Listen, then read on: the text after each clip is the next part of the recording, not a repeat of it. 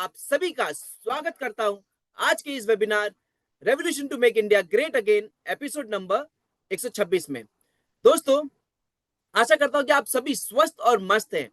और आप सभी से एक महत्वपूर्ण सूचना।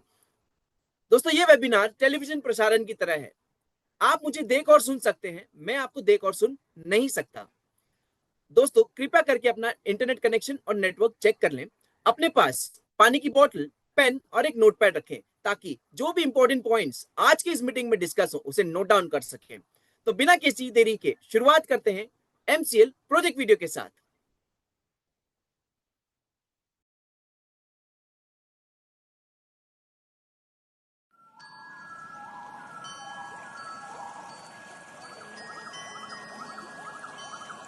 सृष्टि के निर्माण से लेकर अब तक हम इंसान विकास की एक उल्लेखनीय यात्रा कर रहे। हम हमेशा नई चीजों को खोज कर, बदलती परिस्थितियों में खुद को ढाल कर दुनिया में औद्योगिक क्रांति लेकर आए हैं। अब हमारी मौलिक जरूरतें सिर्फ खाना, कपड़े और छत नहीं रही, उसमें ईंधन भी जुड़ चुका है। और इस ईंधन की जरूरत को पूरा करने के लिए भारत करोड़ों रुपए खर्च करके दूसरे देशों से एलपीजी आयात करता है, जबकि यही आयात की हुई एलपीजी गैस दुनिया में धमाके और आग जैसी घटनाओं का सबसे बड़ा कारण है। जान का धोखा मानकर भी जरूरतमंद जब एलपीजी खरीदने निकलता है तो एलपीजी के दाम आसमान छू रहे होते हैं। भारत में लगभग 43% घरों में खाना बनाने के लिए साफ ईंधन भी नहीं मिलता और इस आंकड़े में 75% घर गांव और छोटे शहर के हैं। इसलिए जरूरतमंद प्रकृति का सहारा लेते हैं, लकड़ी का इस्तेमाल ईंधन के रूप में करते हैं।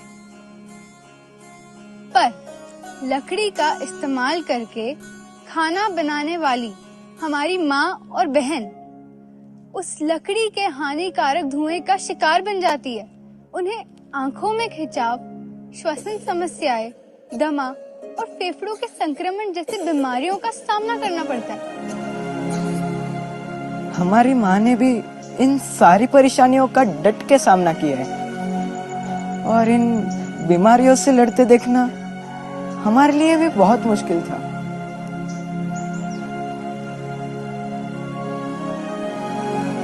ये धुआं सिर्फ उनके नहीं बल्कि छोटे बच्चों और नवजात शिशुओं के स्वास्थ्य पर भी गंभीर परिणाम होता है। आईपीसीसी के रिपोर्ट्स के अनुसार पिछले दशक में पेड़ों को काटने से लगभग 40% ग्लोबल वार्मिंग का कारण रही है।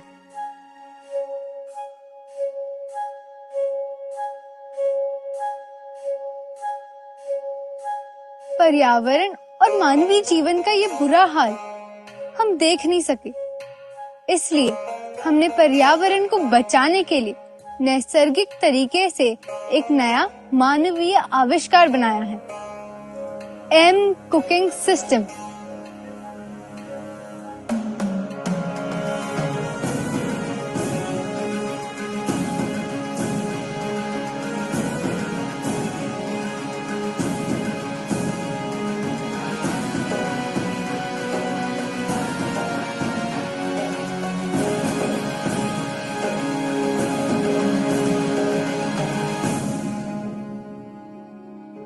एमसीएल का एम कुकिंग सिस्टम दुनिया का सबसे सुरक्षित और भरोसेमंद ईंधन है।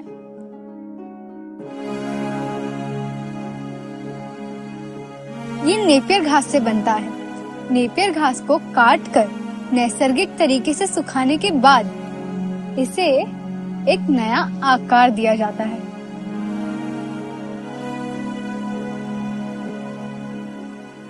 अब ये एम कुकिंग सिस्टम एलपीजी का स्थान लेने के लिए पूरी तरह सक्षम है। ये एलपीजी से सस्ता है, इसे इस्तेमाल करना बहुत आसान है। इसके इस्तेमाल से बहुत कम धुआं उत्पन्न होता है, जिससे घर के महिलाओं का स्वास्थ्य हमेशा अच्छा रहता है। इसमें सल्फर वायु नहीं होती, इसलिए इसके इस्तेमाल से पर्यावरण को कोई हानि नहीं पहुंचती। इसकी खेती से गांव के किसानों को पैसे और युवाओं को रोजगार के नए अवसर मिलते हैं। एमसीएल के इस्तेमाल से हमारा भारत देश ईंधन के क्षेत्र में आत्मनिर्भर बन सकता है।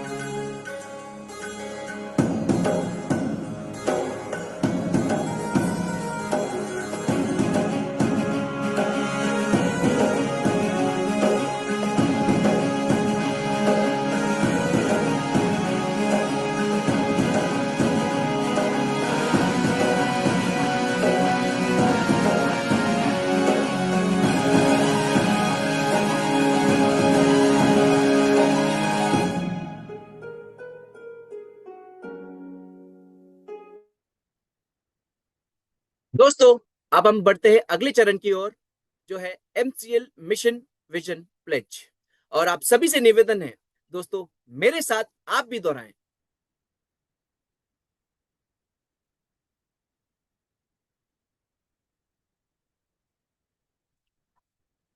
एमसीएल के लिए शपथ। मैं Digvijay Jeet Bahadur Patel Meera clean fields limited का सदस्य हूं और अपने पूरे होशो हवास में हमारे संगठन के मिशन और विजन को हासिल करने में इसे सफलता दिलाने की शपथ लेता हूं। मैं एमसीएल के प्रत्येक सदस्य के साथ अपने परिवार के सदस्य की तरह व्यवहार करूंगा और एमसीएल में कभी भी किसी भी सदस्य के साथ उसकी जाति, धर्म, नस्ल, लिंग, संप्रदाय, बोली, शैली, मत और सामाजिक, आर्थिक तथा सांस्कृतिक अक्षमता के आधार पर भेदभाव नहीं करूंगा। मैं संगठन के मिशन को हासिल करने के लिए कड़ी मेहनत करूंगा और अपने संगठन को समृद्ध बनाऊंगा। मैं वादा करता हूं कि संगठन की संस्कृति की रक्षा करने के लिए सभी कर्तव्य एवं जिम्मेदारियों को पूरी अखंडता, योग्यता और समर्पण के साथ पूरा करूंगा। मैं हमेशा एमसीएल के प्रमुख मूल्य, नीति संहिता और आचार संहिता का पालन करूंगा। एमसीएल के प्रमुख मूल्य, नीति संहिता और आचार संहिता के खिलाफ किसी भी तरह के गलत आचरण के लिए हर कार्रवाई के लिए तैयार रहूंगा। मैं न्यायोचित आदेशों का पूरी ईमानदारी के साथ पालन करने और काम करने में किसी भी तरह की चुनौती का सामना करने के लिए तैयार रहने का वादा करता हूं। विजन 2030 तक भारत को ईंधन के क्षेत्र में आत्मनिर्भर बनाना। लक्ष्य, एमसीएल एक ऐसी मूल श्रृंखला विकसित करने के लिए प्रतिबद्ध है जो ऊर्जा, पर्यावरण और आम लोगों को सशक्त बनाने के लिए समर्पित है। बुनियादी मूल्य, नवाचार, कुछ नया करना है तो पुराने तौर तरीकों से काम करना बंद करें। पर्यावरणवाद, अगर पर्यावरणवाद के हित में सोचना कोई सिद्धांत है तो इससे बेहतर सिद्धांत दूसरा नहीं हो सकता। देशभक्ति, यह केवल भावना की बात नहीं बल्कि अपने देशवासियों की सेवा करने की योग्यता की बात है। नैतिक आचार संहिता, निष्ठा, हम अपने व्यवसाय में निष्पक्ष, ईमानदार, पारदर्शी रहेंगे और हम केवल सही काम करेंगे भले ही कोई भी आसपास ना हो। जिम्मेदारी, हमें जो काम सौंपा गया है उसके लिए हम 100% उत्तरदायी होंगे और साथ ही हम अपने ग्राहक, कर्मचारी, सदस्य, पूर्तिकार और समुदाय सहित सभी हितधारक के प्रति उत्तरदायी होंगे। अनुराग, हम हर कार्य को मन लगाकर पूरे ध्यान के साथ करेंगे ताकि हमारे उत्पादन, हमारे नवीनीकरण, हमारे परिचालन और व्यवसाय के काम में ऊंचा मानदंड और गुणवत्ता का पालन हो सके। आदर, अपने सभी हितधारकों के प्रति हम हमेशा विनम्र और भरोसेमंद बने रहेंगे ताकि अपने हर चरण में प्रगति कर सके। मानवता, हम अपने व्यवहार से यह दिखलाएंगे कि हमारा एक ही धर्म है, मानवता की सेवा। आचार संहिता, हमारे एमसीएल के मिशन को हासिल करने के लिए एमसीएल से जुड़े हर व्यक्ति को आजीवन इस आचार संहिता का पालन और प्रचार करना चाहिए। गोपनीयता अनुरक्षण, एमसीएल आपको बहुमूल्य जानकारी सिखाती है और बांटती है। उस गोपनीय जानकारियों को अपने परिवार के सदस्य और करीबी दोस्तों सहित किसी भी व्यक्ति को नहीं बताना चाहिए। आपको जो डिजाइन, ड्राइंग और दस्तावेज बताए और दिए गए हैं उन्हें किसी भी व्यक्ति के साथ बांटने के लिए ईमेल ना करें और ना ही इसकी फोटोकॉपी तैयार करें। जितना जल्दी हो सके घमंड करना छोड़ दें। हमेशा शांत, विनम्र और सभ्य बने रहें। आलोचना, बुराई और परिवाद करना बंद करें। एमसीएल समुदाय में किसी भी व्यक्ति के बारे में बुरी बातें ना करें। एमसीएल के हितधारकों के बीच हर तरह के आर्थिक व्यवहार को लेकर हमेशा पारदर्शी बने रहें। याद रखें कि हमेशा धनराशि आपके द्वारा किए गए कष्ट की प्रतिफल होगी। किसी भी प्रकार के प्रतिस्पर्धी कारोबार, एमएलएम या राजनीति को बढ़ावा देने वाली बातों को हमारे समुदाय में बिल्कुल भी अनुमति नहीं है। समय निष्ठा सफलता की कुंजी है। एमसीएल समुदाय द्वारा बुलाई गई हर बैठक को सभी सदस्य को समय पर उपस्थित रहना चाहिए। ज्येष्ठ और वरिष्ठ जनों के लिए आज्ञाकारी रहें। समुदाय के साथी सदस्य कनिष्ठ और महिलाओं की सुरक्षा करें। आपके साथ हर व्यक्ति को सुरक्षित महसूस होना चाहिए। वास्तविक और निष्ठावान प्रशंसा करें। हमेशा अपने आसपास के लोगों को उनके सकारात्मक गुणों की अन्वेषणा के माध्यम से प्रेरित करें और उन गुणों के बारे में सार्वजनिक रूप से प्रचार करें। समुदाय के साथी सदस्यों पर नजर रखें। यदि कोई भी सदस्य नियमों का उल्लंघन करता हुआ नजर आता है तो कृपया करके इसे प्रशासन को जानकारी में लाने से ना हिचकिचाएं। उल्लंघन करने वालों को सख्ती से दंडित, निलंबित, निष्कासित किया जाएगा। Thought of the day.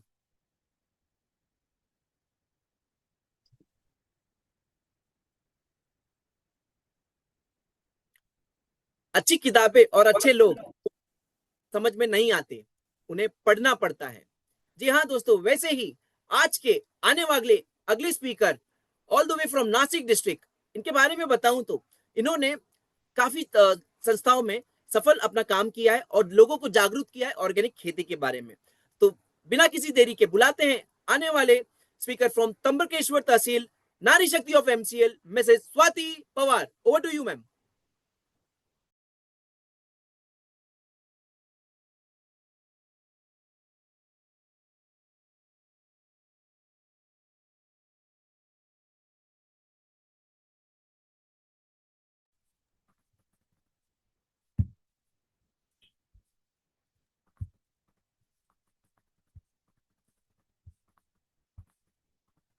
Swati ma'am, please switch on your camera and mic and you can start, please.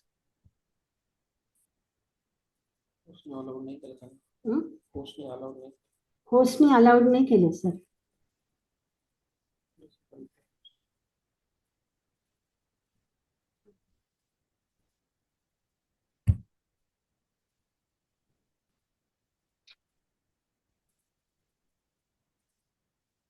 Try कीजिए एक बार वापस.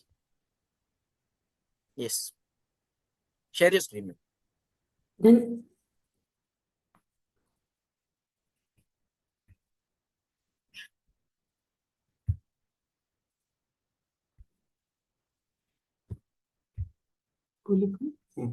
धन्यवाद दिग्विजय सर.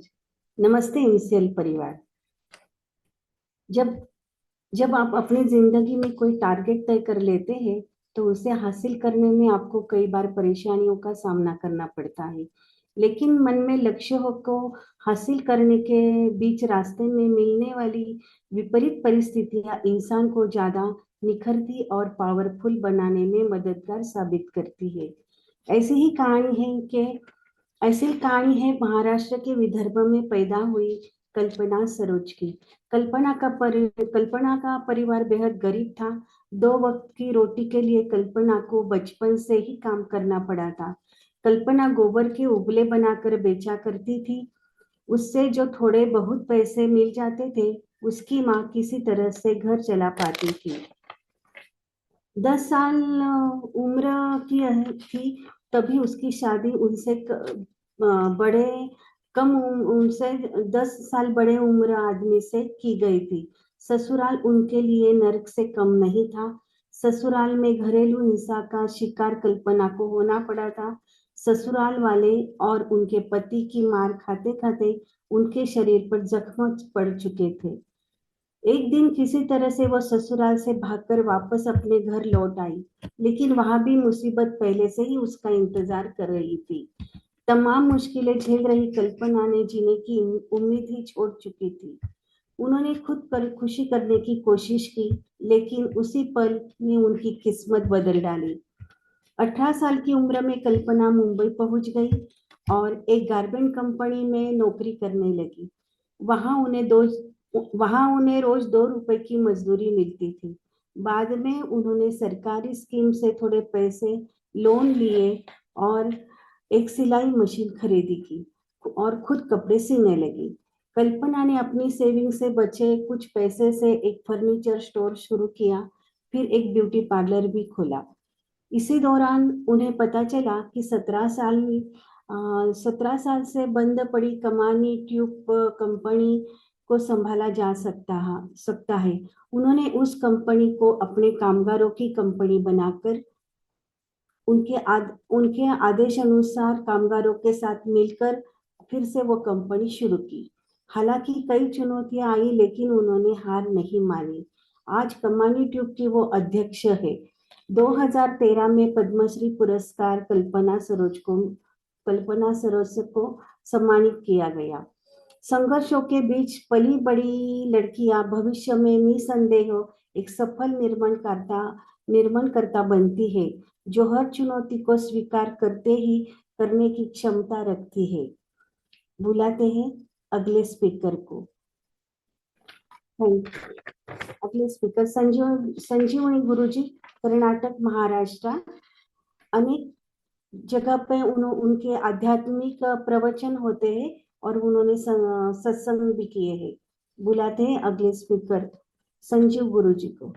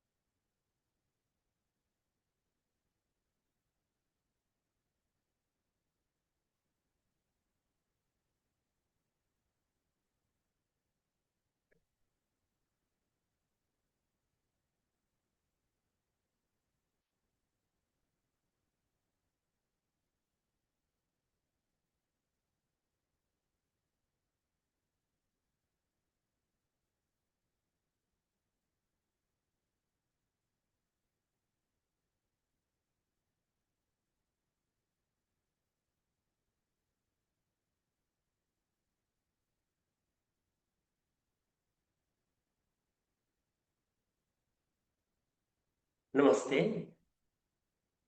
सर, मेरी आवाज आ रही है? यस यस यस गुरुजी, आ रही है। Please continue. Yes. नमस्ते यमशेर परिवार, सभी परिवार के सदस्यों को मेरा विनम्र प्रणाम। आदरणीय श्याम सर, प्राची मैडम और जो भी वरिष्ठ गण हैं उनको भी मेरा प्रणाम। आज मेरा सौभाग्य है कि मुझे 2 शब्द बोलने का यह मौका मिला है।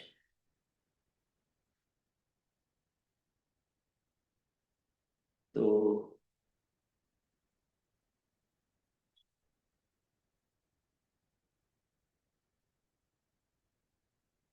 सर, मेरी स्क्रीन आ रही है? यस गुरुजी। हाँ।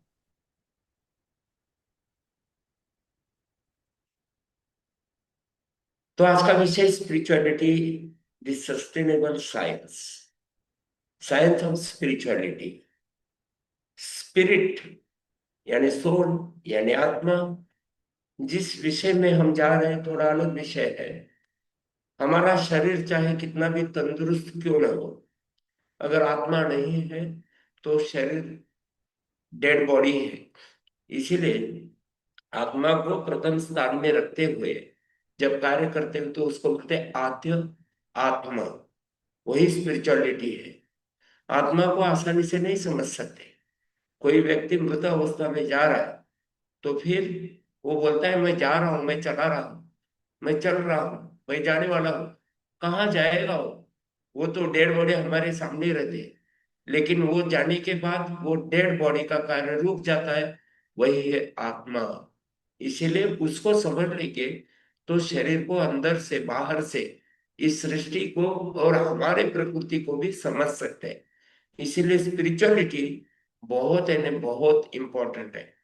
स्पिरिचुअलिटी ये विज्ञान से भी परे है, बियॉन्ड साइंस। क्यों? इसका कारण है हमारी जो आंख है, ये आंखों से बहुत सारी चीजें हम नहीं देख सकते।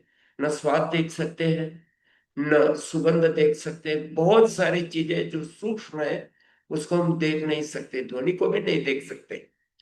तो ऐसी आंखों के द्वारा जिसको देख नहीं सकते उसको समझना आसान नहीं है, लेकिन समझना आवश्यक है। अभी स्पिरिट यानी सोल यानी आत्मा, आत्मा का साइज इतना सूक्ष्म है, उसके कारण हम समझ नहीं सकते।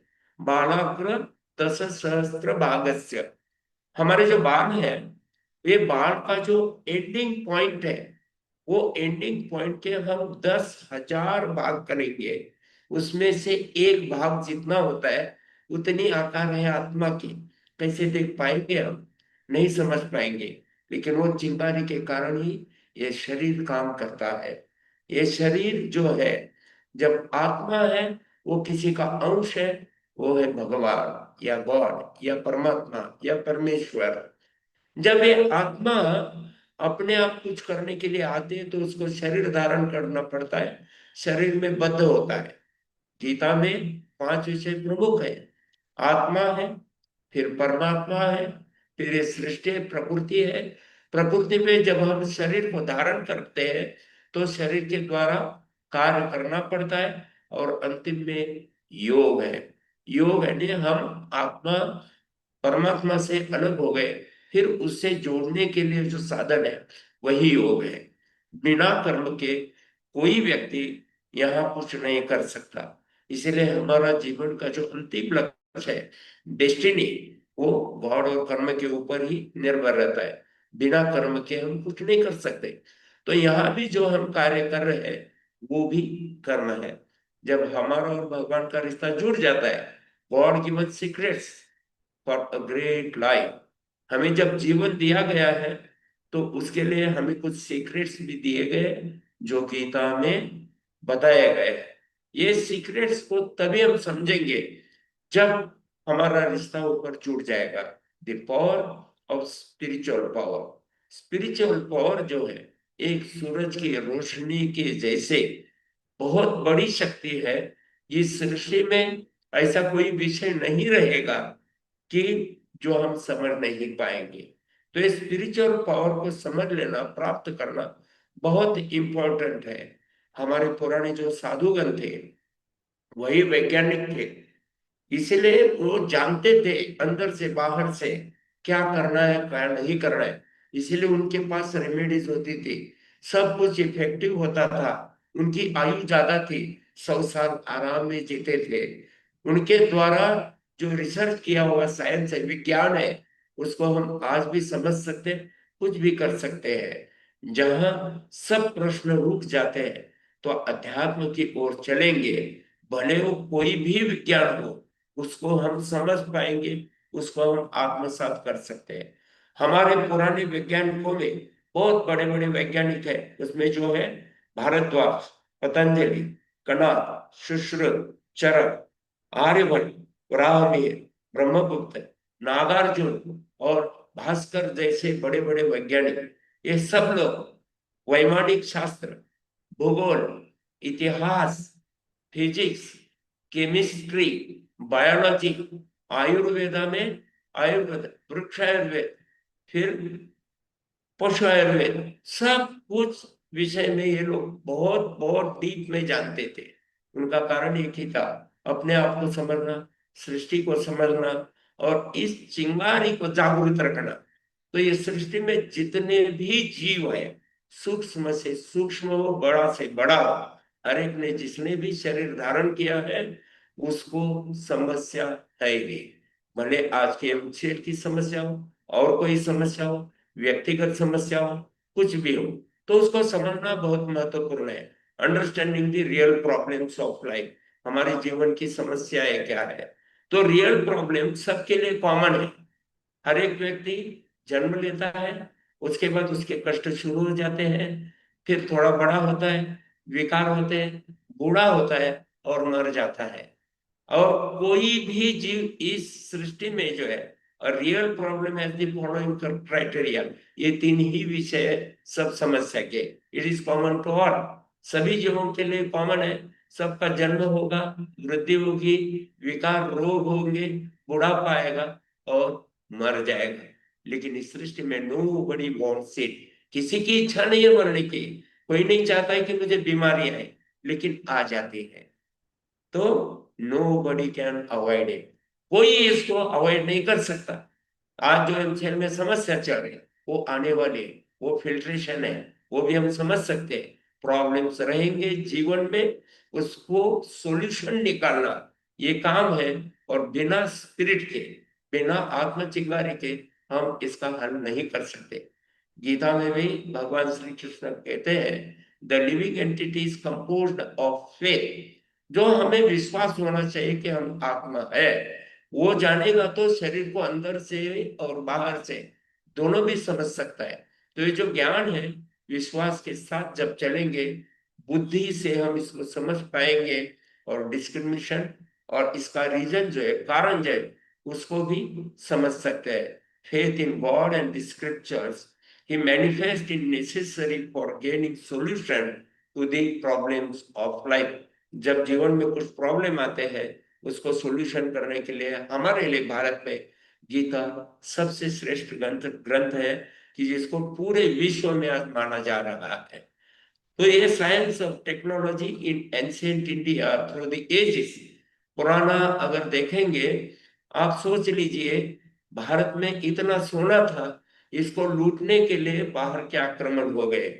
तब भारत गरीब नहीं था, भारत सोने की चिड़िया थी, लूट लूट के लेके गए, तो भी वो शांत और समाधानी नहीं हो पाए। लेकिन भारत का कुछ नहीं बिगड़ा। भारत के इतिहास में देखेंगे तो माइनिंग का कहाँ उल्लेख नहीं है। सोना भी बनाया जाता था, सोना चांदी से बनता था, चांदी ताम्र से बनती थी, और ताम्र ही केवल भूमि से निकालते थे। और इसके पूरे जो श्लोक है, इसकी जो टेक्निक है, आज भी उपलब्ध है। लेकिन हम संस्कृत से दूर जाने के कारण हम इसको समझ नहीं पा रहे हैं। इसलिए हमें दृढ़ता से आगे चलना चाहिए। हम गरीब नहीं है, हम पीड़ित नहीं है, और पिछवाड़े भी नहीं है। हमें आगे चलना है हमारे विज्ञान को लेकर। Never give up on a dream just because of the time it will take to accomplish it. अभी समस्या आ रही है, इसीलिए हमें छोड़ना नहीं चाहिए। बस समय की बात है। हमारे सपने में जो कुछ आता है वो गलत नहीं है, वो सत्य है। कहीं ना कहीं जन्मों में या पिछले कभी हुआ है, सृष्टि में ये सब होता रहता है, हम समझते नहीं, इसलिए वो गलत है, ऐसा समझना वो गलत है। The time will pass anyway, समय जाता है। आज एमसीएल के ऊपर जो भी समस्या है, वो भी शुद्धिकरण का समस्या है, शुद्धिकरण का प्रॉब्लम है। इससे हम निकल जाएंगे, ये कोई समस्या नहीं है। ये शुद्धिकरण और हमारे ज्ञान को बढ़ाने के लिए ये आ गया है। If you want something you have never है। हमारे पास अभी कुछ नहीं है, उसको हम लेना चाहते हैं, प्राप्त करना चाहते हैं। देखिए श्याम सर का जो विजन है, उन्होंने सामान्य लोगों को लिया है और उनको असामान्य बनाना चाहते हैं। You must be willing to do something you have never done. हमने हमारे जीवन में कुछ नहीं किया है, ऐसा हमें करना है। और यही हमें हमारा वैदिक शास्त्र कहता है, जो श्याम सर जी कह रहे हैं वो उसी का संबंध है। देखिए बड़े बड़े वैज्ञानिक जो थे, वो वैज्ञानिक भी इस सिद्धांत को जानते थे, मानते थे। इसीलिए न्यूटन, आइंस्टाइन, ये बड़े बड़े वैज्ञानिक, इनके जीवन में आप देख सकते हैं। ये आइंस्टाइन जी बोलते हैं, try not to become a man of success but a man of value. कोई भी यशस्विता होता है, 10वीं पास होता है, ग्रेजुएट होता है, पोस्ट ग्रेजुएट होता है, पीएचडी भी करता है, लेकिन जीवन में एक हमारे व्यक्तिमत्व तो बहुत महत्वपूर्ण होता है। उसके लिए हमें काम करना चाहिए। Look around at how people want to get more out of life than they put in. हमें देखना चाहिए, लोग कार्य कर रहे हैं, लेकिन ऐसा कार्य हमें करना है कि हम कितना ले रहे हैं, उससे बढ़कर यह है कि हम इस सृष्टि को, मानव जीवन को, सबके लिए हम क्या दे रहे हैं। A man of value will give more than he receives। जो पाता है, जो कमाता है, उससे ज्यादा जो दुनिया को देता है, वही एक सही व्यक्तित्व है। Be creative. इसीलिए आप करते रहो, नया कुछ बनाते रहो, but make sure that what you create is not a curse for mankind। लेकिन हम जो कर रहे हैं ये मानवता के लिए, सृष्टि के लिए हानिकारक न हो। एमसीएल वही कार्य कर रहा है। जो सृष्टि को बचाना चाहता है। और इसीलिए हमारा कार्य जो है सबसे बढ़कर है। बहुत सारे वैज्ञानिक प्रयोग होते हैं, उसके दुष्परिणाम हम भोग रहे हैं, भुगत रहे हैं, पर्यावरण बिगाड़ रहे हैं, लेकिन एक एमसीएल ऐसा कार्य कर रही है कि जिसके द्वारा हम सबसे बड़ा काम कर सकते हैं। ये दुनिया में बहुत बढ़कर जो दुनिया के भलाई के लिए काम करना है, योग्य कार्य करना है, जो आइंस्टाइन चाहते हैं और बड़े बड़े विद्वान लोग चाहते हैं, वही हमें करना है। तो स्पिरिचुअलिटी दिस सस्टेनेबल साइंस। अगर शरीर में आत्मा नहीं है, कितना भी अमीर हो, कितना भी प्रसिद्ध हो, कितना भी बड़ा हो, उसको घर में नहीं रखते, बोलते बहुत समय हो गया, अभी निकाल दो। इसीलिए जब चिंगारी है तब सब कुछ है। हमारे शरीर में जान है तो हम सब कुछ कर सकते हैं। इसीलिए बिल्कुल प्यार से, उत्साह के साथ in synchro with MCL 5E mission हमें जुड़ जाना चाहिए, कार्य करते रहना चाहिए। निगेटिविटी को भगा दो, कार्य कैसे करना है, आगे कैसे जाना है, इसको हम समझ लेंगे तो मंजिल बहुत नजदीक है। तो हम जुड़े रहेंगे। समय की बात है, सही समय आ चुका है, मंजिल बहुत नजदीक है। मैं आपसे निवेदन करता हूं, सब मिलकर ये सपना पूरा करेंगे। श्याम सर जी और आपकी टीम, प्राची मैडम और बाकी सब टीम, इनका मैं बहुत अत्यंत आभारी हूँ। यमशेल परिवार से जुड़े हुए जितने भी लोग हैं, उनका भी मैं बहुत बहुत बहुत आभारी हूँ, क्योंकि आप सामान्य जन नहीं हो, आप क्रांतिकारी हो और ये क्रांति करने। बहुत बहुत धन्यवाद। यमशेल ने मुझे 2 शब्द बोलने का मौका दिया, तो आदरणीय, वंदनीय हमारे श्याम सर जी, मैं आशा करता हूँ आपके सपने जल्दी पूरे होने वाले, और आप हमें मार्गदर्शन कीजिए। और की यू सर, श्याम सर प्लीज।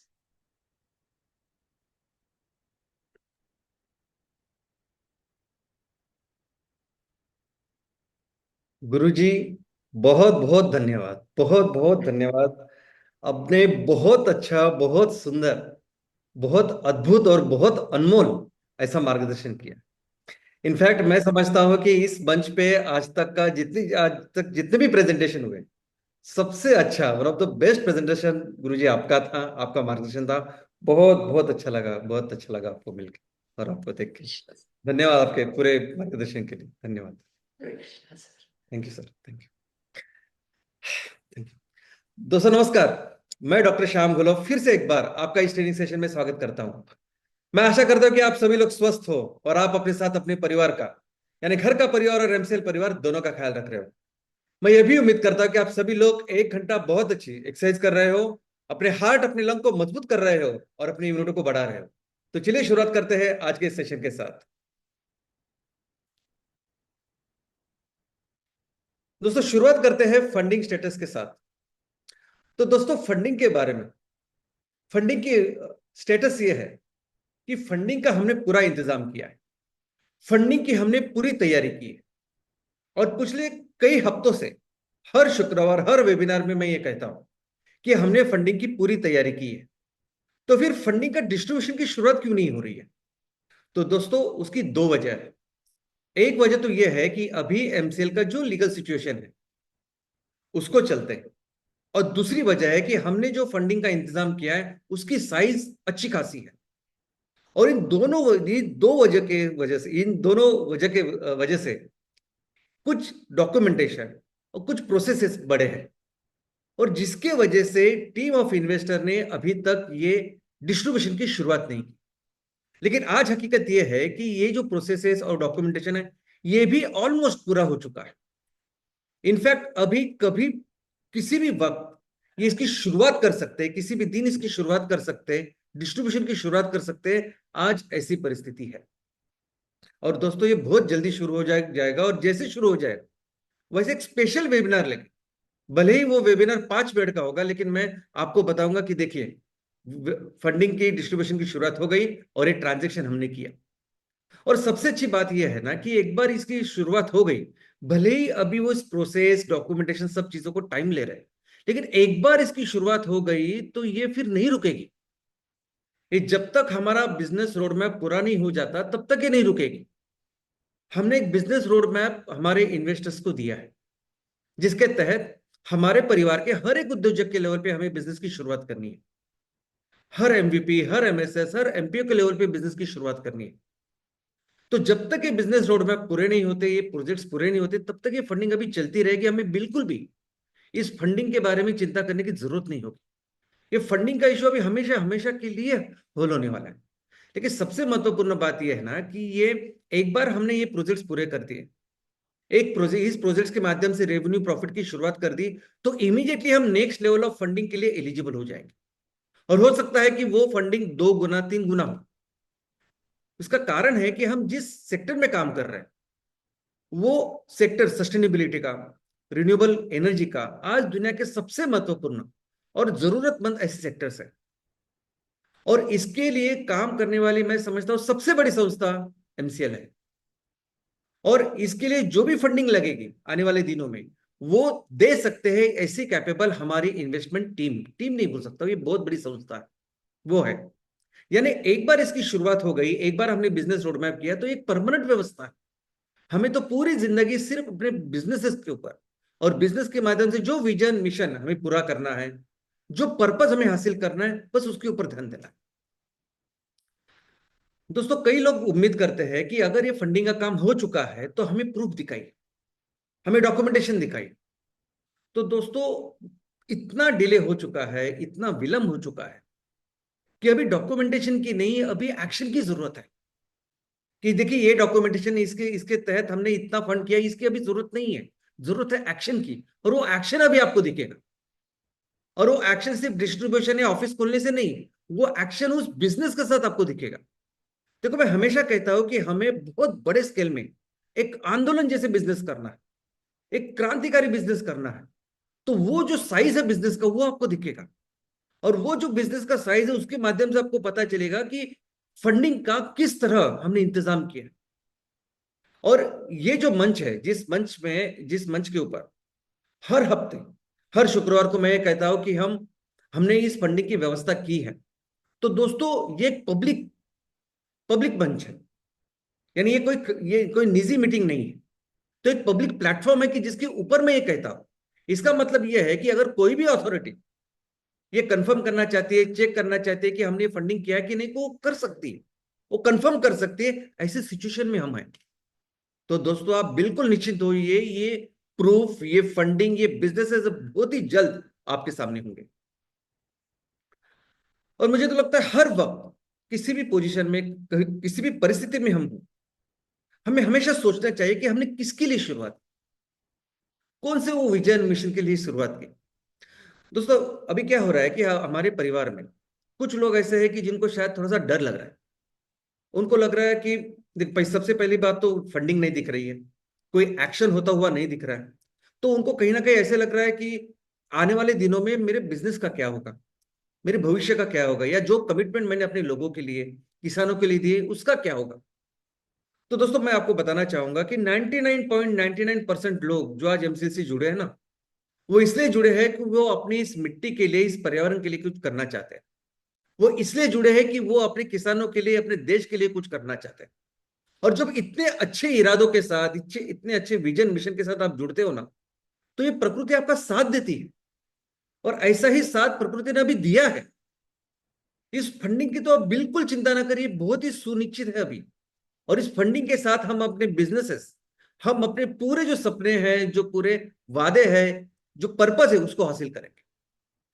दोस्तों, पिछले 2.5 सालों में मैंने बहुत ही कठिन ऐसे दिनों, ऐसे संकटों का अनुभव लिया है। ऐसे ऐसे एक्सपीरियंस किए हैं कि आप, मैंने कभी सपने में भी नहीं सोचा था कि ऐसा कुछ मेरे साथ होगा या एमसीएल के साथ हो। तो ऐसे कठिन परिस्थितियों का मैंने सामना किया। लेकिन कभी भी ये नहीं सोचा कि पहले अपने आप को, अपनी माँ को इस लीगल परिस्थिति से बाहर निकालते। पहले ये जो लीगल परिस्थिति आई है, ये जो लायबिलिटी है, इस लायबिलिटी के इश्यू को पहले खत्म करते और बाद में हम अपने विजन मिशन बिजनेस जो करना है एमसीएल को, उसके बारे में सोचते। कभी नहीं। हर कठिन परिस्थिति में, हर समय मैंने यही सोचा कि हम जिसके लिए हम आए, जिस चीज के लिए, जिस पर्पस के लिए हमने इस सबकी शुरुआत की, उस विजन और मिशन को हम कैसे पूरा करें। और उसी के कारण कभी भी इस पूरे डिफिकल्ट फेज में कभी भी मैंने कॉम्प्रोमाइज नहीं किया, कभी भी कोई गलत डिसीजन नहीं लिया। कितनी भी परेशानी, कितनी भी ब्लैकमेलिंग, कुछ भी ना हो, लेकिन मैंने कभी भी अपने इस विजन और मिशन को नहीं छोड़ा। और जब आप ऐसा करते हो ना, ये प्रकृति आपका साथ देती है, और वही अभी आपके सामने है। आज जिस फंडिंग का हमने इंतजाम किया है, उस फंडिंग की अगर साइज हम देखेंगे तो उसके प्रोपोर्शन में ये जो लायबिलिटीज इशू, ये सब कुछ है ना, ये बहुत लिमिटेड है। और फंडिंग बहुत अच्छी खासी है कि जिसके साथ हम ये अपने बिजनेसेस, अपने विजन मिशन को पूरा करेंगे। तो दोस्तों, इतना विश्वास रखिए। जिस तरह से आज आपको पता है कि आज सूरज उगा है और कल भी सूरज उगेगा, वैसे ही ये फंडिंग आएगी। और इस फंडिंग ही नहीं, इस फंडिंग के साथ हम बिजनेसेस करेंगे, हम हमारे विजन मिशन को पूरा करेंगे, हम अपने देश के लिए, अपने गांव के लिए, अपने लोगों के लिए ये काम करेंगे। और मेरा आप सबके ऊपर बहुत विश्वास है। आप सभी लोग बहुत बहुत अच्छे हैं। इसका कारण है कि आपने एक बहुत बड़ी परीक्षा पास की।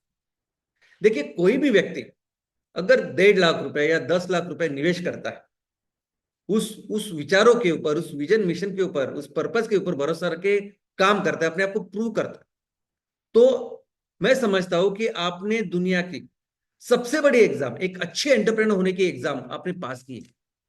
आप सब लोग बहुत अच्छे हैं। पिछले 2 सालों में हाँ कुछ डिस्टर्बेंसेस हुए, जिस डिस्टर्बेंसेस की वजह से हो सकता है कि आपके ख्याल थोड़े से विचलित हुए होंगे, थोड़ा सा माइंडसेट थोड़ा सा बदला होगा, हो सकता है कि आपने कुछ गलत कहा होगा, कुछ गलत किया भी होगा। तो भी मैं समझता हूं कि अभी वो डिस्टर्बेंस, वो वक्त निकल चुका है। अभी मिलके बिजनेस की वो ध्यान देते हैं, अभी मिलकर वो काम करते हैं जिसके लिए हमने शुरुआत की। दोस्तों, अभी आने वाले दिनों में हम बहुत बड़ा बिजनेस करने वाले हैं। हम सब मिलके एमसीएल एक बहुत बड़े बिजनेस का निर्माण करने वाली है, और उसके माध्यम से एक अच्छा प्रॉफिट हम सबको मिलने वाला है। तो मुझे लगता है कि आप लोग जो सब अच्छे हैं, उसका इसका फायदा होना चाहिए। इस सभी चीज का फायदा, इस बिजनेस का फायदा आपको, आपके परिवार को, और आपके आपके थ्रू आपके किसानों को, आपके लोगों को होना चाहिए। तो अभी वो वक्त है, अभी ये वक्त आ गया है कि हम बहुत बड़ा बिजनेस करने वाले हैं। ये जो मैं कहता हूं ना, दिन रात बिजनेस करेंगे, बहुत बड़ा बिजनेस करेंगे, आंदोलन जैसा बिजनेस करेंगे, ऐसा हम अभी करने वाले हैं। और मुझे लगता है कि हम सभी लोग जिन्होंने एमसीएल की शुरुआत की, एमसीएल के लिए काम किया, सभी लोग मिलके इस जर्नी की और इस बिजनेस के ऊपर अभी ध्यान देते हैं। क्योंकि ऐसी परिस्थिति है अभी, आज दुनिया जिस गहरे संकट में है, ग्लोबल वार्मिंग और क्लाइमेट चेंज के, दुनिया को बचाने का ये यही तरीका है, ये बिजनेस। दुनिया जिस गहरे संकट में है उसका कारण है ये तेल आधारित अर्थव्यवस्था। हर चीज तेल से तैयार हो रही है, और जिसके वजह से ये इतना बड़ा संकट तैयार हुआ। ये बात सिर्फ जीवाश्म ईंधन की नहीं है, हर चीज आज तेल से तैयार हो रही है। और अगर हमें दुनिया को बचाना है तो हमें इस तेल की अर्थव्यवस्था को नष्ट करना होगा, हमें रिप्लेस करना होगा कृषि अर्थव्यवस्था से, जहां हर हमारी जरूरत, हर चीज हम कृषि से, खेतों से तैयार करेंगे, जिसके लिए रॉ मटेरियल हमारा किसान तैयार करेगा, जो हमारी जरूरतों को बहुत बेहतर तरीके से पूरा भी करेगी, और साथ ही इस प्रकृति का ख्याल भी रखेगी। और संकट इतना गहरा हुआ है कि हमें ये एक आंदोलन जैसे करना होगा। ये नॉर्मल ऑर्गेनिक बिजनेस नहीं कर सकते हम। एक्चुअली आंदोलन, एक्चुअली क्रांति जैसे काम करना होगा, दिन रात काम करना होगा, कम से कम समय में ज्यादा से ज्यादा बिजनेस करना होगा, कम से कम समय में ज्यादा से ज्यादा ये तेल आधारित वस्तु को रिप्लेस करना होगा कृषि आधारित चीजों के साथ। और तभी जाके कहीं ना कहीं हम अपनी माँ को, इतनी प्रकृति को, इस दुनिया को बचा पाएंगे। इनफैक्ट हम एक आंदोलन करेंगे, आंदोलन की शुरुआत करेंगे। यह आंदोलन हमारा नहीं, लोगों का, उपभोक्ताओं का होगा, कस्टमर्स का होगा। ये लोग ही है वो जो तेल आधारित चीजों को छोड़ेंगे और कृषि आधारित इन चीजों को लेंगे, अपना लेंगे। और दोस्तों, ये जो आंदोलन होगा वो मंच होगा एमसीएल का। आंदोलन होगा लोगों का, लेकिन मंच होगा एमसीएल का। और ये जो प्रोसेस ना, इस प्रोसेस में बहुत बड़ा बिजनेस हम करने वाले हैं। और मुझे लगता है कि इस बिजनेस में, इस नई शुरुआत है, हम सब मिलके इकट्ठा इसके ऊपर काम करें। दोस्तों, पिछले हफ्ते यानी 6 दिन पहले ही अमेरिका ने वेनेजुएला, इस देश के ऊपर हमला किया, उसके ऊपर कब्जा किया। अभी अमेरिका दुनिया की सबसे बड़ी अर्थव्यवस्था है, हमसे 3 गुना बड़ा है। वेनेजुएला ऐसा देश है छोटा कि जो हम उनसे 4 गुना बड़े हैं। लेकिन वेनेजुएला ऐसे देश है कि जिसमें आज की तारीख में दुनिया का सबसे ज्यादा प्रूव्ड रिजर्व्स ऑयल और गैस के हैं। तो अमेरिका बेसिकली वो जो ऑयल और गैस वेनेजुएला में उसके ऊपर कब्जा करना चाहता है, जो उसने किया। भले इसकी निंदा पूरे दुनिया ने की, लेकिन उसने किया।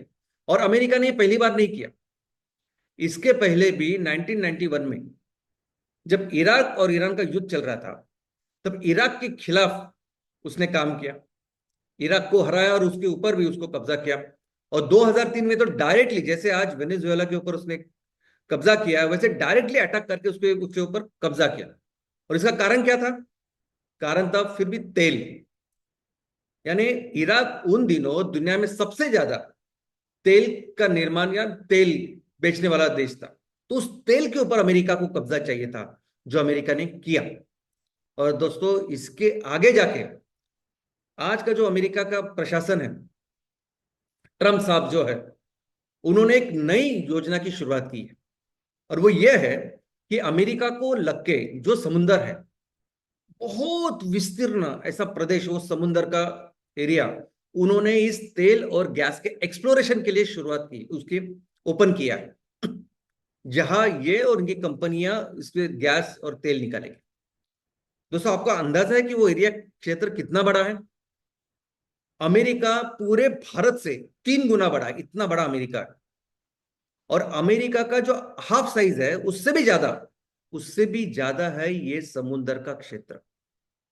अगर मैं एक्चुअली आंकड़ों में बोलूं तो 130 करोड़ एकड़, इतना बड़ा क्षेत्र है कि जिसमें ऑयल और गैस का एक्सप्लोरेशन होने वाला है, जिसके माध्यम से उस समुद्र में जो भी पर्यावरण है, जो भी जीव जंतु, उनको इतनी उनकी बर्बादी होने वाली है कि जब से इन्होंने इसको अनाउंस किया है, पूरी दुनिया इस चीज को धिक्कार रही है। पूरी दुनिया आज की तारीख में वैसे देखा जाए तो दोनों चीजें, यानी ये जो समुद्र का जो उन्होंने शुरुआत की है और वेनेजुएला, ये दोनों चीज भी जिस तरह से अमेरिका काम कर रहे, तो अमेरिका के अंदर भी कई सारे लोग सड़कों के ऊपर है और इस चीजों की निंदा कर रहे, धिक्कार कर रहे, लेकिन अमेरिका ये कर रहा है।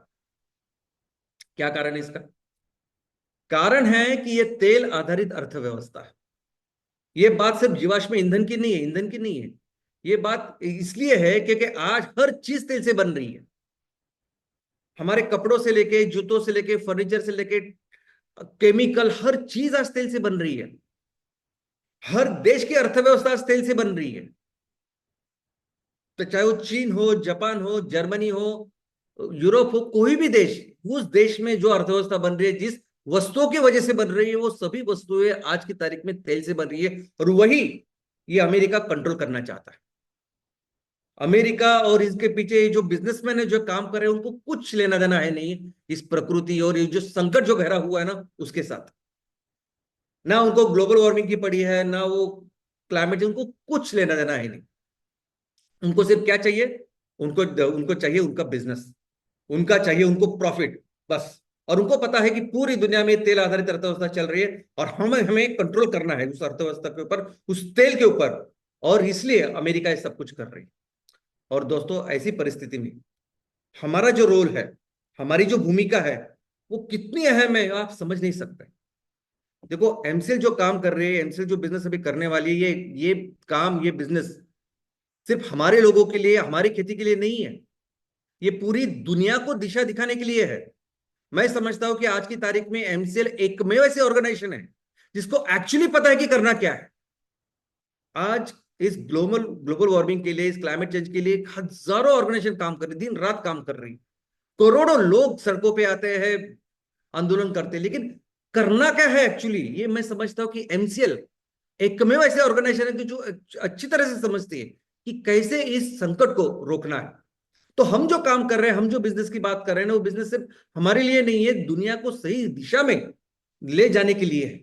और ये जो 5E मिशन स्ट्रैटेजी है ना, ये तो एक्चुअल तरीका है, ये सोल्यूशन है जो हमें दुनिया को दिखाना, समझाना है कि ये तरीका है दुनिया को बचाने का। अगर आप अपने गांव को, अपने शहर को, अपने देश को अगर कार्बन न्यूट्रल करना चाहते हैं, सस्टेनेबल करना चाहते हैं, तो ये तरीका है।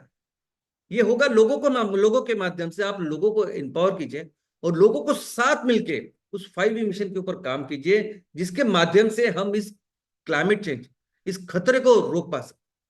क्योंकि आज आप देखेंगे ना, तो ऐसा समझिए कि हजारों लोग अपने अपने तरीके से, अपने अपने लेवल पे काम कर रहे हैं, अपने अपने लेवल पे सोल्यूशन के ऊपर काम कर रहे हैं कि कैसे हम इस चीज को, इस क्लाइमेट चेंज को रोके। कोई पेड़ के ऊपर काम कर रहा है, कोई एनर्जी के ऊपर काम कर रहा है, लेकिन वो इतने छोटे हैं वो सब एफर्ट्स। वो भले ही बहुत ज्यादा दिल लगाकर कर रहे हैं, लेकिन दुनिया को अडॉप्ट करने के लिए वो जो स्केल चाहिए वो स्केल नहीं है। और वही स्केल हम इस 5E मिशन स्ट्रेटेजी के द्वारा तैयार कर रहे हैं। और दोस्तों यही है वो स्केल कि हमें 3 साल में ये 100 करोड़ का टर्नओवर करना है हर एक 5E मिशन सेंटर के ऊपर। अभी ये 100 करोड़ का बिजनेस करना है 5,000 परिवारों के साथ 3 साल में। ये मैं आपको मोटिवेट करने के लिए, आपको इंस्पायर करने के लिए नहीं बोल रहा हूं, इसकी एक्चुअली जरूरत है कि 3 सालों में ये जो 100 करोड़ के वैल्यू की जो तेल आधारित चीजें उसको हम रिप्लेस करें कृषि आधारित चीजों के साथ। ये वो स्केल है जो हम दुनिया को तैयार करके दिखा सकते कि देखिए ये सोल्यूशन है। और इसी स्केल को हमें आगे बढ़ाना होगा, इसी स्केल को आगे 6 गुना बढ़ाना होगा। आगे के 8 से 10 साल में हमें इस टर्नओवर को 600 करोड़ तक लेके जाना होगा। तब जाके हम इस ऑयल इकोनॉमी को कहीं ना कहीं कंट्रोल कर पाएंगे। और प्रकृति की ऐसी चीज है ना, हमेशा ये कहा जाता है, आज गुरुजी ने बहुत अच्छी तरह से समझाया कि प्रकृति के पास सब कुछ है। यानी हमें कुछ भी चाहिए, अगर आप अदरवाइज मनुष्य सिर्फ बहुत बेसिक चीजों की बात करते हैं हम लोग, ईंधन वगैरह, लेकिन हर चीज प्रकृति के पास उपलब्ध है जो हमें समझनी चाहिए। और हमें ये बिजनेस करके, इस बिजनेस के माध्यम से दुनिया को बताना है कि देखिए ये सब सॉल्यूशन है। हर कोई चीज जो हमें चाहिए वो इस प्रकृति से, इस खेतों से मिल सकती है। और हमें सिर्फ बिजनेस नहीं करना है, लेकिन बिजनेस के साथ साथ लोगों का आंदोलन इसलिए करना है ताकि लोगों का माइंडसेट, लोगों की सोच हम बदले। देखो मनुष्य की सोच भी बदलनी चाहिए। मनुष्य की सोच बदलनी चाहिए कि जो भी मैं, जिसका भी मैं उपभोग लूं, कोई भी वस्तु अगर जिसका मैं इस्तेमाल करूं, वो वस्तु मेरे साथ साथ वो वस्तु ऐसी होनी चाहिए कि जो इस मेरे फैमिली का, इस परिवार का भी ख्याल रखे। ये परिवार जो माँ का है, जो प्रकृति का है, और उसमें रहने वाले मेरे इतने सारे परिवार के सदस्य, ये जीव जंतु पशु पक्षी प्राणी, ये सब जो सदस्य है ना, उसका ख्याल रखें। ऐसी वस्तुओं का मैं हमेशा सेवन करूंगा, उसका उपभोग लूंगा। ये चीज, ये मानसिकता, ये माइंडसेट हमें डेवलप करनी है, और इसलिए करना ये आंदोलन। और दोस्तों देखो, ये अमेरिका या ट्रम्प साहब जो कुछ कर रहे हैं, उसको रोकने का तरीका युद्ध वगैरह बिल्कुल नहीं। कोई युद्ध इनको रोक ही नहीं सकता, चाहे वो चीज हो, चाहे आज यूक्रेन और रशिया का जो चल रहा है, जो कुछ कर रहे हैं आज अमेरिका या अमेरिका के माध्यम से, ये जो काम चल रहा है तेल के लिए पूरी दुनिया में, इसको रोकने का कोई युद्ध या कोई देश या कोई गवर्नमेंट, यूनाइटेड नेशन वगैरह नहीं इसको रोक सकते। इसका सिर्फ एक ही तरीका है, वो है लोग। इसका सिर्फ एक ही तरीका है, वो है कस्टमर्स, उपभोक्ता। कस्टमर्स ने ये डिसाइड करना चाहिए कि मैं तेल आधारित चीजों को नहीं हाथ लगाऊंगा, नहीं ऐसी चीजों का इस्तेमाल करूंगा जो मेरे साथ मेरी इस प्रकृति को बर्बाद कर रही। और ऑफ कोर्स ये हम उसको सोल्यूशन देंगे। हम हर उस चीज को जो आज लोगों को लगती है उसको सोल्यूशन देंगे कि आप इसको मत लो, ये चीज लो जो आपके साथ प्रकृति का ख्याल रखेगी, लोगों को अच्छा एम्प्लॉयमेंट भी देगी। और जब आप ये करेंगे, जब लोग ये डिसाइड करेंगे कि हम नहीं इसको छुए, जब आज ये सभी बिजनेसमैन जो इस तेल के ऊपर काम कर रहे हैं, इनका प्रॉफिट कम हो जाएगा, जब इनको पैसे नहीं मिलेंगे, जब इनके प्रोडक्ट्स नहीं बेचे जाएंगे, तब ये लोग रुकेंगे। तब ये लोग वो तेल छोड़ के इस कृषि के ऊपर, इस एग्रीकल्चर के ऊपर ध्यान देंगे। और वही एक तरीका है, ये कस्टमर्स है, उपभोक्ता है, लोग है जो ये काम कर सकते हैं, और यही काम कर सकते हैं, दूसरे कोई नहीं। एमसीएल का तो सिर्फ एक ही मिशन है, लोगों को सक्षम करना, लोगों को सक्षम करना, लोगों को सही दिशा में लेके जाना। बिजनेस भी जो करेंगे ना, अभी मैं बोलता हूँ बहुत बड़े स्केल में बिजनेस करेंगे ना, बिजनेस सिर्फ इसीलिए करेंगे ताकि लोगों के प्रॉब्लम सॉल्व कर सके। कोई प्रोडक्ट लेके नहीं जाएंगे आप, ताकि ये लोग फिर इस मानसिकता के साथ, इस नए आंदोलन के साथ दुनिया को सही दिशा में जाने के लिए मदद करें। और जब ये प्रॉफिट कम हो जाएगा, तब ये लोग कृषि में निकल जाएगा, ये हो जाएगा, ये रुक जाएगा। और दोस्तों आज जैसे वेनेजुएला देश है कि जिसके पास बहुत ज्यादा ऑयल और गैस का रिजर्व है, वैसे ही जब ये अर्थव्यवस्था कृषि अर्थव्यवस्था हो जाएगी, तब सबसे ज्यादा रिजर्व, सबसे ज्यादा खेती, सबसे ज्यादा स्किल जिस देश के पास है वो है अपना भारत। और इस नए युग में भारत दुनिया की नंबर 1 अर्थव्यवस्था बने, और उसमें एमसीएल का बहुत बड़ा कंट्रीब्यूशन होगा। तो चलिए इसकी शुरुआत करते हैं, फिर से हमारे देश को नंबर 1 की अर्थव्यवस्था बनाते हैं और फिर से अपने देश को उस स्थान पे लेके जाते हैं जहां हमारा देश फिर से इस दुनिया का नेतृत्व करेगा। जय हिंद, जय MCL. Thank you doctor Shyam sir, एक बार हमें फिर से बताने के लिए ये कि कैसे भारत देश एक सस्टेनेबल इकोनॉमी रहेगा और उसमें एमसीएल का क्या कंट्रीब्यूशन रहेगा। वैसे तो हम सोचते हैं, ऐसा कोई भी इंसान इस पृथ्वी पे नहीं है जो सोचता नहीं है, लेकिन इम्पोर्टेंट ये है कि क्या हम अपनी सोच पे कंट्रोल कर सकते हैं। तो दुनिया में सिर्फ ऐसे 1% लोग हैं जो अपनी सोच को कंट्रोल कर सकते हैं और वही पूरे दुनिया को भी कंट्रोल कर रहे हैं। लेकिन एवरेज एक इंसान के दिमाग में 7,000 से लेके 60,000 तक थॉट्स आते हैं, but that is uncontrol thoughts. तो ऐसी क्या चीजें हैं जिसके वजह से वो जो लोग हैं 1% वो दुनिया को कंट्रोल कर सकते हैं? वो है उनके थॉट्स की इंटेंसिटी। वो जिस इंटेंसिटी से सोचते हैं वो सोच सच बन जाती है। लेकिन क्या इंटेंसिटी कैसे ला सकते हैं हम अपने थॉट्स के लिए? तो उसका जो बेस है वो है इनपुट्स। हम दिन भर अपने दिमाग को क्या इनपुट्स देते हैं? हम 90% वैसे बनते हैं 3 लोगों के जैसे जिसके साथ हम मैक्सिमम अपना टाइम स्पेंड करते हैं। अपार्ट फ्रॉम दैट कि ये जब मैं इंटेंसिटी की बात करती हूँ, जो लोग हमें अपनी लोगों की जो कंपनी है वो हमेशा वाइजली चूज करनी चाहिए। दिस इज बिकॉज हमेशा 3 कैटेगरीज ऑफ लोग आपको दिखेंगे आपके आजू बाजू, जो है small, average and great. Small people will always talk about the people, वो हमेशा लोगों के बारे में ही बात करेंगे। एवरेज जो कैटेगरी है वो हमेशा किसी इवेंट के बारे में बात करेंगी, ऐसा हुआ था, वैसा हुआ था, फिर ऐसा है, वैसा है, इस तरीके से। और जो ग्रेट पीपल है they will talk about the ideas, ideas of creation, कि ऐसा क्या क्रिएट करना है जिसकी वजह से लोगों का भला हो। तो हमेशा अपनी जो कंपनी है उसको वाइजली हमें चूज करना पड़ेगा। और इसके लिए अभी जो एमसीएल जिस प्रोसेस से गुजरा है, जिससे अभी जा रहा है, उन सभी स्थिति में इम्पोर्टेंट है आप सभी लोग, आपके विचार, आपकी श्रद्धा, जिसके वजह से एमसीएल आज भी खड़ा है। आज बहुत ही इंपॉर्टेंट एक वर्ड जो संजीव गुरु जी सर ने इस्तेमाल किया वो है फिल्ट्रेशन सिस्टम। आज ये दौर से जो एमसीएल गुजर रहा है उसके बाद में एमसीएल एक नया रूप लेके आएगा। एक नया रूप जो है होगा एमसीएल 100। तो एमसीएल 100 में एक एक व्यक्ति की इंटेंसिटी 1,000 लोगों के जैसे होगी, जिसकी विचारधारा, जिसकी सोच और जिसका एग्जीक्यूशन उस तरीके से होगा। इसी की वजह से MCL will be the fastest growing company in this year. और अपार्ट इसके वजह से भारत देश भी नंबर 1 सस्टेनेबल इकोनॉमी हम बना के दिखाएंगे।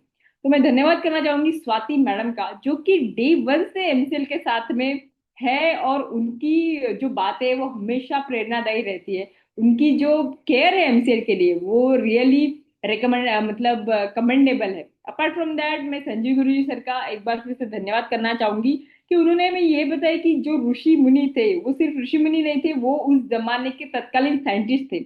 वो इस तरीके से कि उनको अपनी सोच को कम्युनिकेट करने के लिए किसी टेलीफोन की जरूरत नहीं थी, उनके इतना स्ट्रांग माइंड था कि वो माइंड टू माइंड भी अपने थॉट्स कम्युनिकेट कर सकते थे। Again I would like to thank Digvijay Patel sir, जो कि आज के हमारे होस्ट हैं। और अगर मैं बोलूंगी कि एमसीएल क्या है, तो एमसीएल दिग्विजय पटेल सर के जैसे लोग हैं, उनका जज्बा है, उनका संघर्ष है, वही आज एमसीएल है। Apart from that I would like to thank MCL backend team, जिनके वजह से आज हम ये वेबिनार कंडक्ट कर सके। और मैं यही सोचना बोलना चाहूंगी इस सभी स्थिति में, उस सभी एमसीएल कोर मेंबर्स ने, अभी मैं उनको हार्ड कोर मेंबर्स बोलूंगी बिकॉज वो एमसीएल 100 में अभी आने वाले हैं, जिनकी वजह से ही एमसीएल जो है अपना विजन और मिशन कंप्लीट कर पाएगा। और वो एक ही जानते हैं चीज, जो स्वामी विवेकानंद जी ने कहा था कि संघर्ष जितना कठिन होगा जीत उतनी ही शानदार होगी। धन्यवाद।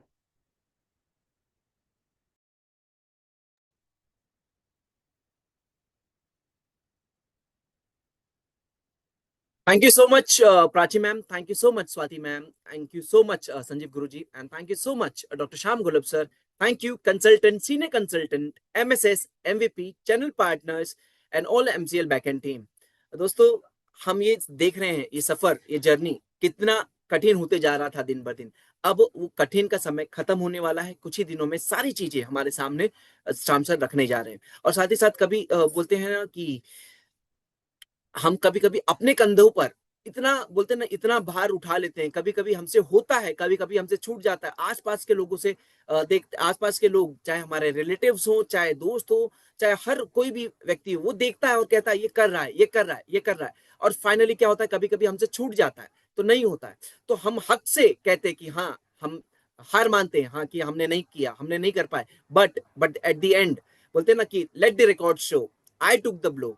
हार नहीं मानना है और बोलते हैं ना कि पीछे नहीं हटना है। वही आज एमसीएल में डॉक्टर श्याम गोलब सर और पूरी एमसीएल परिवार कर रही है कि हार नहीं मानी, और आज यहाँ तक हम जो पहुंचे हैं, ये सिर्फ और सिर्फ एक व्यक्ति की बात नहीं है, ये सब हम सब की बात है, जिसमें से मैं सभी एमएसएस, एमवीपी, किसान और सभी एमसीएल बैकएंड टीम का भी तहे दिल से धन्यवाद करूंगा।